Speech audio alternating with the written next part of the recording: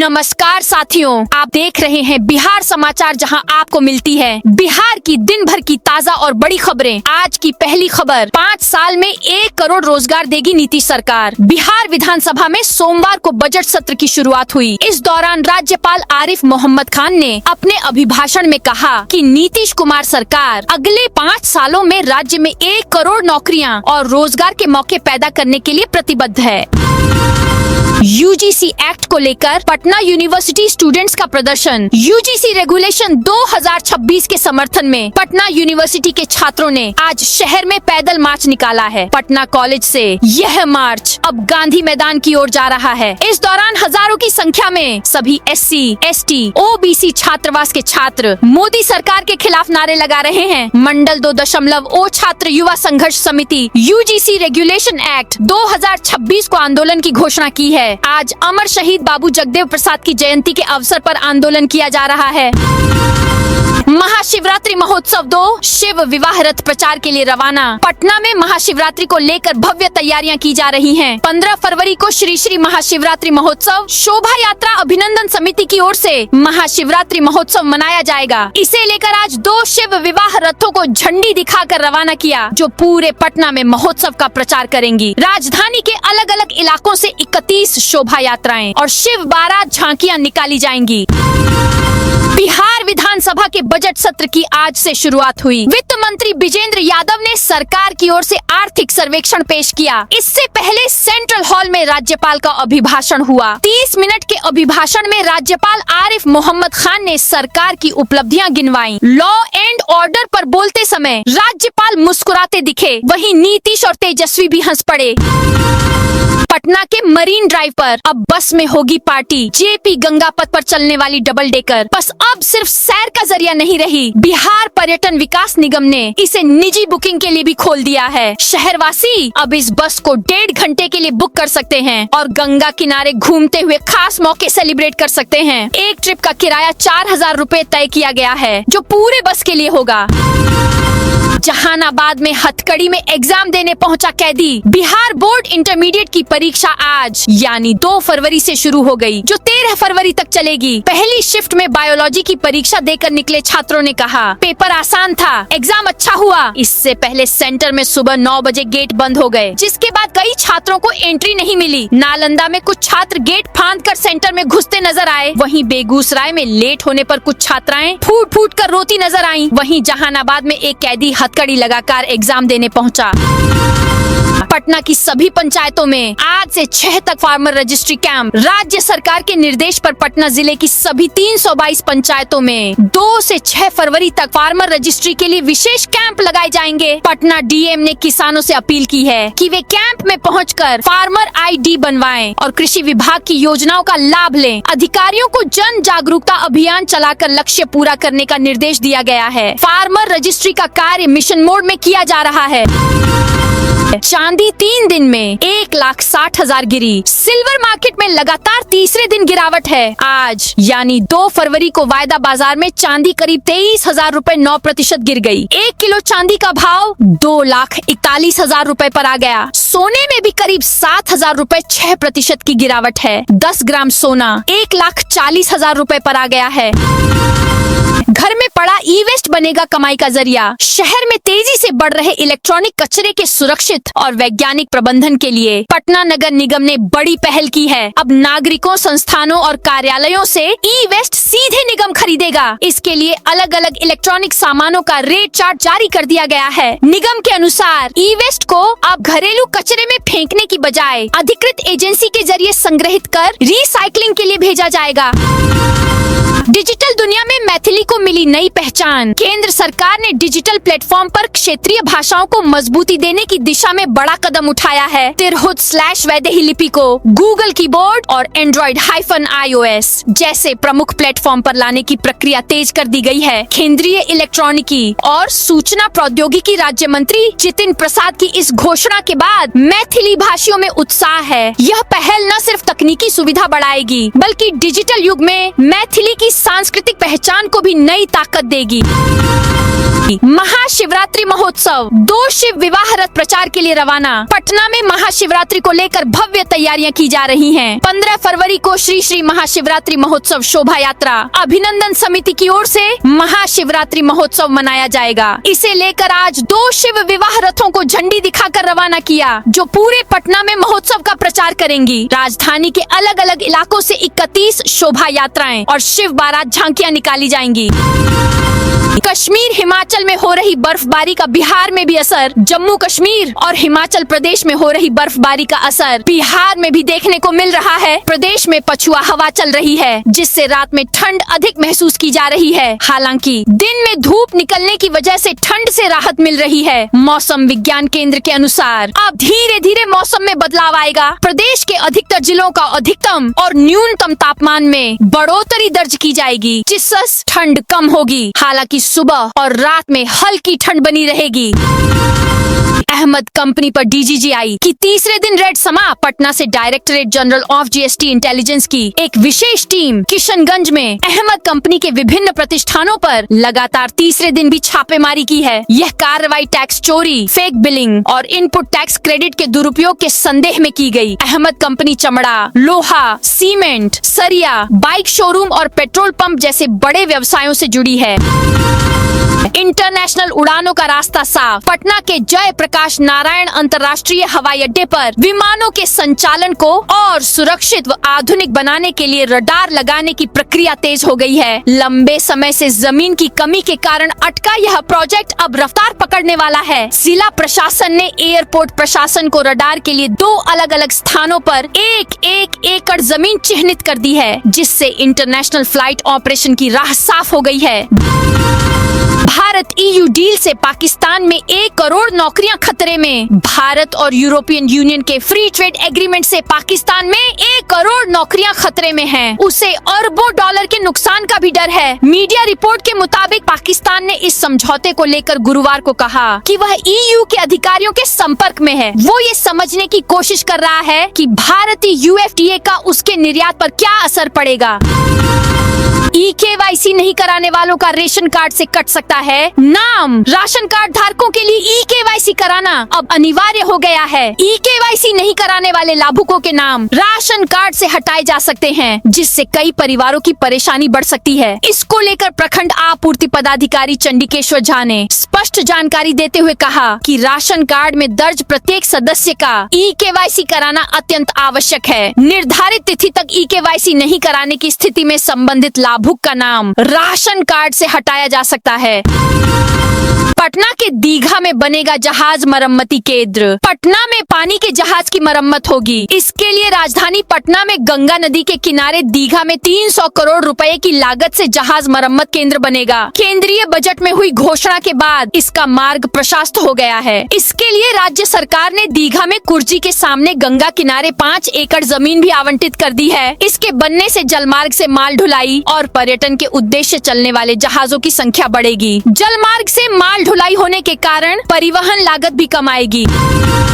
54 करोड़ की लागत से बनेगा रक्सौल रेलवे स्टेशन। केंद्र सरकार ने पूर्वी चंपारण के रक्सौल रेलवे स्टेशन को अमृत भारत स्टेशन योजना के तहत वर्ल्ड क्लास स्टेशन के रूप में विकसित करने का निर्णय लिया है। इस परियोजना पर लगभग 54 करोड़ रुपए की लागत आएगी। स्टेशन के पुनर्विकास का कार्य तेजी से जारी है और रेलवे अधिकारियों के अनुसार अगले 1 वर्ष के भीतर रक्सौल रेलवे स्टेशन आधुनिक सुविधाओं से लैस हो जाएगा। महिलाओं को 2-2 लाख किसानों की आमदनी बढ़ेगी। बिहार सरकार 3 फरवरी को वित्त वर्ष 2026 से 27 का बजट पेश करेगी। नई नीति सरकार का यह पहला बजट है। इसमें महिलाओं को 2-2 लाख रुपए देने और किसानों की आमदनी बढ़ाने के इंतजाम होंगे। यह बजट नौकरी रोजगार के साधन जुटाने वाला होगा। सरकार उद्योग लगाने, सड़कों को बेहतर करने और शिक्षा पर फोकस करेगी। आम लोगों के जीवन को आसान बनाने पर ध्यान दिया जाएगा।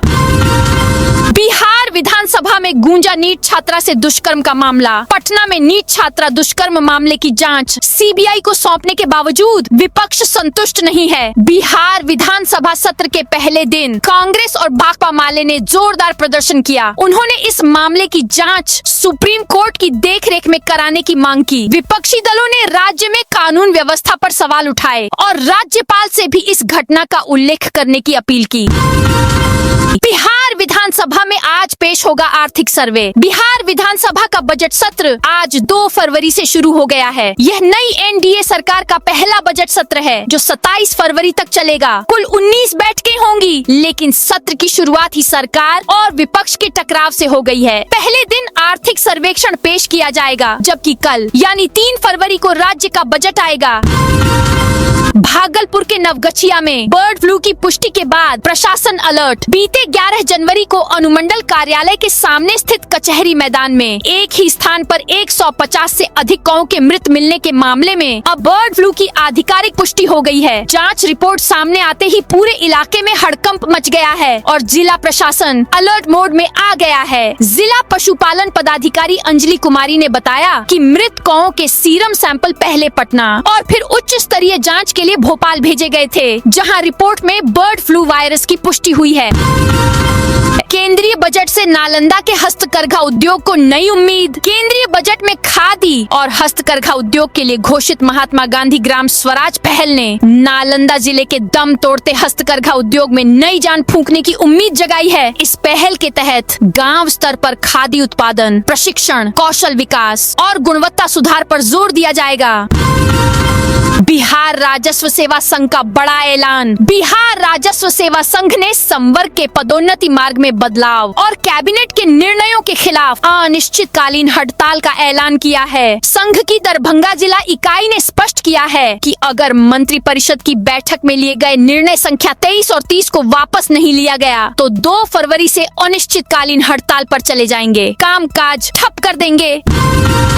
मोतिहारी इंटर परीक्षा, देर से पहुंचे छात्रों को प्रवेश नहीं। मोतिहारी में इंटरमीडिएट परीक्षा का शुभारंभ आज से हो गया है। जिले भर में परीक्षा को शांतिपूर्ण, स्वच्छ और कदाचार मुक्त माहौल में संपन्न कराने के लिए प्रशासन द्वारा व्यापक तैयारी की गई है। इस वर्ष इंटर परीक्षा के लिए जिले में कुल 69 परीक्षा केंद्र बनाए गए हैं, जहां सुरक्षा और निगरानी के पुख्ता इंतजाम किए गए हैं। कटिहार में छात्र जेडीयू ने चलाया सदस्यता अभियान। कटिहार में छात्र जेडीयू ने पार्टी और संगठन को मजबूत करने के उद्देश्य से सदस्यता अभियान चलाया। यह अभियान नगर निगम क्षेत्र के अल्पसंख्यक बहुल रामपाड़ा मोहल्ले में स्थित छात्र जेडीयू कार्यालय में आयोजित किया गया। इस दौरान कई मुस्लिम महिलाओं और पुरुषों ने जेडीयू की सदस्यता ग्रहण की। बजट सत्र में व्हील चेयर पर दिखे तेजस्वी यादव। बिहार विधानमंडल का बजट सत्र सोमवार को औपचारिक तौर पर आरंभ हो गया। विधानसभा में स्पीकर प्रेम कुमार और विधान परिषद में सभापति अवधेश नारायण सिंह ने सत्रारंभ की घोषणा की। पहले दिन सेंट्रल हॉल में संयुक्त सत्र में राज्यपाल आरिफ मोहम्मद खान का अभिभाषण हुआ। इस विधानसभा परिसर में एक अनोखा दृश्य देखने को मिला, जब विधानसभा में नेता प्रतिपक्ष तेजस्वी यादव व्हील चेयर पर बैठे नजर आए। बिहार राजस्व सेवा संघ का बड़ा ऐलान। बिहार राजस्व सेवा संघ ने संवर्ग के पदोन्नति मार्ग में बदलाव और कैबिनेट के निर्णयों के खिलाफ अनिश्चितकालीन हड़ताल का ऐलान किया है। संघ की दरभंगा जिला इकाई ने स्पष्ट किया है कि अगर मंत्रिपरिषद की बैठक में लिए गए निर्णय संख्या 23 और 30 को वापस नहीं लिया गया तो 2 फरवरी से अनिश्चितकालीन हड़ताल पर चले जाएंगे, कामकाज ठप कर देंगे। 54 करोड़ की लागत से बनेगा रक्सौल रेलवे स्टेशन। केंद्र सरकार ने पूर्वी चंपारण के रक्सौल रेलवे स्टेशन को अमृत भारत स्टेशन योजना के तहत वर्ल्ड क्लास स्टेशन के रूप में विकसित करने का निर्णय लिया है। इस परियोजना पर लगभग 54 करोड़ रुपए की लागत आएगी। स्टेशन के पुनर्विकास का कार्य तेजी से जारी है और रेलवे अधिकारियों के अनुसार अगले 1 वर्ष के भीतर रक्सौल रेलवे स्टेशन आधुनिक सुविधाओं से लैस हो जाएगा। पटना में वंदे भारत ट्रेन के सामने पटरी पर 5 नाबालिगों ने बनाया रील। पटना पटना के बख्तियारपुर में लिंक स्टेशन के पास वंदे भारत के सामने पटरी पर 5 नाबालिगों का रील बनाने का वीडियो सोशल मीडिया पर वायरल है। हालांकि लाइव हिंदुस्तान इस वायरल वीडियो की पुष्टि नहीं करता है। रेल प्रशासन ने पांचों के खिलाफ रेल थाने में केस दर्ज कराया है। रेलवे सूत्रों के अनुसार पटना मोकामा रेलखंड के बख्तियारपुर लिंक स्टेशन के पास 5 नाबालिग पटरी पर लकड़ी रखकर रील बना रहे थे। कटिहार में छात्र जेडीयू ने चलाया सदस्यता अभियान। कटिहार में छात्र जेडीयू ने पार्टी और संगठन को मजबूत करने के उद्देश्य से सदस्यता अभियान चलाया। यह अभियान नगर निगम क्षेत्र के अल्पसंख्यक बहुल रामपाड़ा मोहल्ले में स्थित छात्र जेडीयू कार्यालय में आयोजित किया गया। इस दौरान कई मुस्लिम महिलाओं और पुरुषों ने जेडीयू की सदस्यता ग्रहण की। इस अवसर पर मौजूद जेडीयू के आजमनगर छात्र प्रखंड अध्यक्ष नूर इस्लाम ने बताया कि सदस्यता अभियान का मुख्य उद्देश्य पार्टी और संगठन को नई ऊर्जा और मजबूती प्रदान कर उसका विस्तार करना है। नवादा पावापुरी नई रेल लाइन को मंजूरी। केंद्र सरकार ने बिहार के नवादा के लिए 492.14 करोड़ रुपए की लागत से नवादा पावापुरी नई रेल लाइन परियोजना को मंजूरी दे दी है। इस 25.10 किलोमीटर लंबी रेल लाइन के निर्माण के लिए बजट आवंटित कर दिया गया है। नवादा के सांसद विवेक ठाकुर ने इसकी जानकारी देते हुए इसे नवादा के लिए एक बड़ी सौगात बताया। उन्होंने कहा कि यह विकसित नवादा की दिशा में एक मजबूत कदम है और यह रेलवे में नवादा के लिए अब तक का सबसे महत्वपूर्ण विकास कार्य है। दरभंगा के केवटी पंचायत में विवाह मंडप का उद्घाटन। दरभंगा जिले के केवटी पंचायत में लोगों को बड़ी सौगात मिली है। खादी भंडार परिसर में करीब 71 लाख रुपए की लागत से निर्मित सद्भाव मंडप का इस्तेमाल अब विवाह मंडप के रूप में होगा। रविवार को इसे आम लोगों के लिए खोल दिया गया। स्थानीय विधायक डॉक्टर मुरारी मोहन झा ने फीता काटकर उद्घाटन किया। इस मौके पर उन्होंने एक अतिरिक्त भवन और विवाह मंडप बनवाने की घोषणा की। समस्तीपुर में सुकन्या संदेश रथ रवाना। डाक योजनाओं के बारे में लोगों किया जाएगा जागरूक। समस्तीपुर में बेटियों के लिए शुरू की गई सुकन्या योजना के व्यापक प्रचार प्रसार के लिए डाक विभाग की ओर से संदेश रथ रवाना किया गया। शहर के प्रधान डाकघर परिसर से डाक अधीक्षक रॉबिन चंद्र ने हरी झंडी दिखाकर जागरूकता रथ को रवाना किया। यह रथ जिले के अलग अलग क्षेत्र में जाकर लोगों को सुकन्या योजना के बारे में जानकारी देगा। 2000 किलोमीटर से अधिक ग्रामीण सड़कों की बढ़ेगी चौड़ाई। मुजफ्फरपुर जिले के ग्रामीण क्षेत्रों में अब 2000 किलोमीटर से अधिक सड़कों की चौड़ाई बढ़ाई जाएगी। सरकार की योजना के तहत इन सड़कों की न्यूनतम चौड़ाई 18 फीट की जाएगी, जिससे दोनों ओर से वाहनों का सुगम और सुरक्षित आवागमन संभव हो सकेगा। केंद्रीय बजट में परिवहन व्यवस्था को सुदृढ़ करने के लिए अधिक राशि का प्रावधान किए जाने से इस योजना को गति मिलने की उम्मीद है। अब राशि के अभाव में सड़क चौड़ीकरण का कार्य प्रभावित नहीं होगा और समय पर इसे पूरा किया जा सकेगा। पूर्व आर्मी चीफ नरवणे की अप्रकाशित किताब पर संसद में हंगामा। संसद में राष्ट्रपति के अभिभाषण पर चर्चा के दौरान पूर्व army chief general Manoj Mukund Naravane की अप्रकाशित किताब को लेकर लोकसभा में जोरदार हंगामा हुआ। नेता विपक्ष राहुल गांधी और रक्षा मंत्री राजनाथ सिंह के बीच तीखी बहस हुई। दरअसल राहुल गांधी ने पूर्व आर्मी चीफ की किताब का हवाला देकर चीन पर सवाल पूछना शुरू किया। इसी बीच रक्षा मंत्री ने भी जवाब देते हुए प्रमाण पेश करने की बात कही। भारी हंगामे के बीच सदन की कार्यवाही 3 बजे तक के लिए स्थगित कर दी गई है। तो दोस्तों, यह थी आज बिहार की दिन भर की ताजा और बड़ी खबरें। अब कल मिलते हैं नई खबरों के साथ।